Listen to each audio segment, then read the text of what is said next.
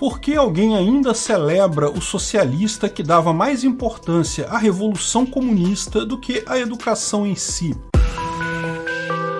Esse é o Visão Libertária, sua fonte de informações descentralizadas e distribuídas. Os comunistas e socialistas, seguidores de Karl Marx, sempre se depararam com um problema fático sério. A tal revolução do proletariado nunca aconteceu. Isso, muito antes do Muro de Berlim, sempre foi o pesadelo marxista. Por que não acontece a revolta do proletariado prevista por Marx? Lembre-se, na teoria do Marx, devido à mais-valia, a acumulação do capital aconteceria de forma crescente, a um ponto que seria inevitável a revolta do proletariado, tomando à força os meios de produção e assim corrigindo os problemas do materialismo histórico. Depois da Revolução Proletária, os meios de produção na mão do proletariado, a sociedade tenderia naturalmente para o comunismo, abrindo mão de dinheiro e outras relações que só são necessárias em uma sociedade capitalista. Parece lindo, mas nunca aconteceu. Lógico, nós libertários sabemos que não aconteceu por um motivo simples. A teoria do Marx estava errada. Mais-valia não existe. Veja, muita gente comete o erro de achar que mais-valia é o mesmo que lucro. Mas não, mais-valia não é a mesma coisa que lucro. É um conceito baseado na diferença entre o valor absoluto das coisas, que Marx entendia como sendo o valor trabalho,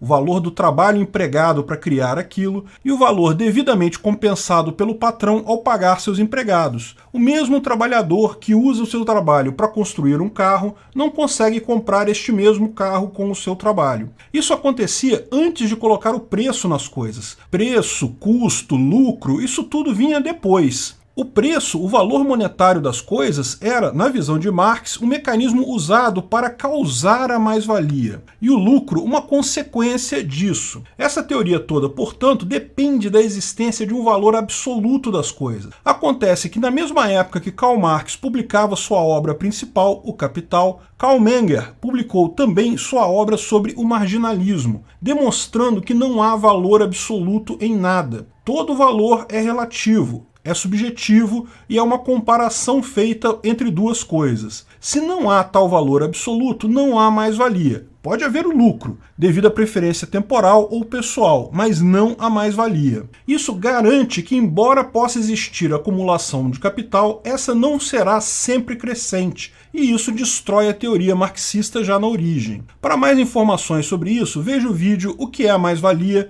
no meu canal Ancapsu Classic. Mas lógico, os socialistas vão sempre achar que Marx estava certo. A revolução na cabeça dessas pessoas não acontecia por outros motivos. Alguns diziam que haviam outras estruturas de poder na sociedade, além da relação entre patrões e empregados, que impediam que o proletariado se revoltasse. Enxergavam várias estruturas de poder na sociedade, como o Estado, a família, a religião, a escola, a imprensa, as amizades. Enfim, na visão deles, Marx estava certo, mas tinha algumas coisas que atrapalhavam a revolução. Desde então, buscaram diversas formas de dinamitar essas dificuldades. A primeira tentativa foi, lógico, a Revolução Soviética. Não houve revolução proletária na União Soviética, houve um golpe político. Mas na visão deles, derrubado o Estado, poderia se impor o Estado socialista, que acabaria da mesma forma com o materialismo histórico, e assim era certo chegarmos ao comunismo mais adiante. O fato de ter acabado com o materialismo histórico e mesmo assim não ter chegado ao comunismo é prova cabal de que a teoria do Marx estava errada. Lógico, o comunismo, como descrito por Marx, nunca aconteceu na União Soviética. Nunca o povo abandonou o dinheiro, nunca deixou de haver classes de mais favorecidos e menos favorecidos por lá. A aristocracia política hoje é essencialmente socialista no mundo todo. A escola e a imprensa claramente foram tomadas pelo esquerdismo. Mas os pontos que os esquerdistas não podiam tomar, como a família, usaram a teoria crítica para dinamitar. Assim que foi criado o patriarcado, que era usado para dinamitar a família, o racismo para dinamitar a amizade, toda a teoria crítica marxista tem por objetivo destruir essas supostas estruturas de poder da sociedade e facilitar a tão sonhada revolução do proletariado, que nunca acontece. Se você quer saber mais sobre teoria crítica, tem um outro vídeo meu, O que é teoria crítica marxista. Dentro dos esforços dos socialistas estava, lógico, a doutrinação escolar. Isso aconteceu muito antes de Paulo Freire, mas ele foi uma pedra angular nessa história, ao pegar o método Lombard e adaptá-lo para a filosofia comunista. Não tenha dúvidas nisso, a grande contribuição, entre aspas, do Paulo Freire para a educação de adultos e crianças no Brasil é nula.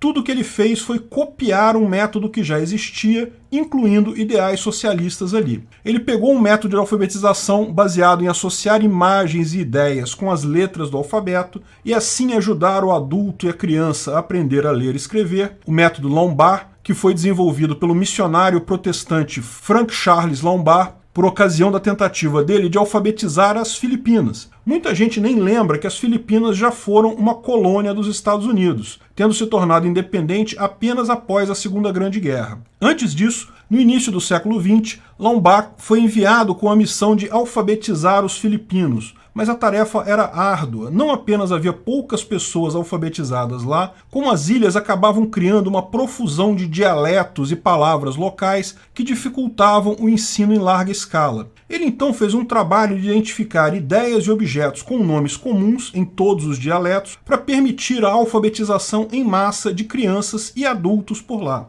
Você lembra quando começou a aprender a ler? Que o professor mostrava uma árvore e falava sobre a letra A, uma bola e falava sobre a letra B e assim por diante, incluindo novas letras paulatinamente, sempre associando a objetos, animais, frases. Então, esse é o método Lombard. Mas mesmo aqui no Brasil, existem vários objetos que também têm nomes diferentes em diferentes locais do país. Existem seres primitivos por aí que chamam um biscoito de, como é que é mesmo? Bolacha, alguma coisa assim. É preciso então buscar objetos com nomes similares para fazer esse esquema do método Lombard. Mas mais do que isso, à medida que a educação avança, é preciso frases simples, ideias fáceis, para facilitar os primeiros passos do aprendizado. Após as letras em comum, o método Lombard partia para frases religiosas, inspiradoras, patrióticas, mas principalmente religiosas. Em 1943, durante a Segunda Guerra, com as Filipinas invadidas pelos japoneses, Lombard esteve um tempo no Recife, onde deu palestras e aulas em várias escolas e universidades. Ele já era famoso pelo método dele de alfabetização. Paulo Freire, então, pegou o exato mesmo método Lombard, mas não adaptou ele às realidades brasileiras. Isso já havia sido feito antes. Ele apenas pegou as frases e adaptou para a doutrinação socialista. Incluiu frases e palavras ligadas à opressão,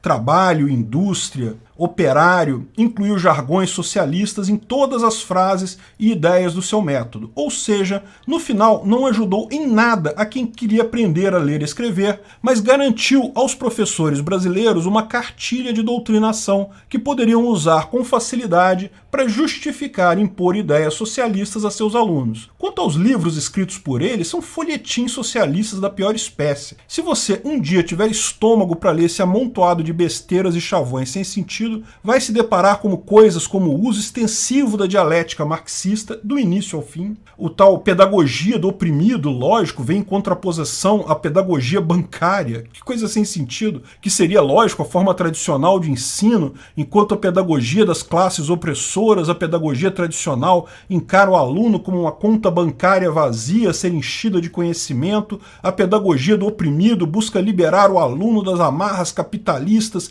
e criar um agente de mudança social. Olha, ele confessa, ele quer criar revolucionários. Acho que nem precisa traduzir isso. Mas quem não entendeu essa ideia, ele basicamente propõe que professores não devem se preocupar com essas coisas como passar conhecimento para os alunos. Isso é besteira. É mentalidade capitalista bancária, de você achar que o professor de 40 anos sabe mais que o aluno de 14. Matemática é opressora, história é opressora, ciência é opressora, nada disso importa. O papel do professor na sala de aula, segundo Paulo Freire, é formar revolucionários socialistas. Você vai ver seu amigo esquerdista falando: ah, mas Paulo Freire é cultuado no mundo todo. Sim, por socialistas, caramba. Nenhum deles teve tanta cara de pau de copiar Laubach descaradamente como Paulo Freire fez, mas adoraram a ideia de poder usar a doutrinação marxista desde a alfabetização para seus próprios interesses socialistas. Ele só é respeitado, entre aspas, por outros socialistas. Obrigado pela audiência. Esse artigo foi sugerido por professora federal ANCAP, escrito e narrado por Peter Turgunia.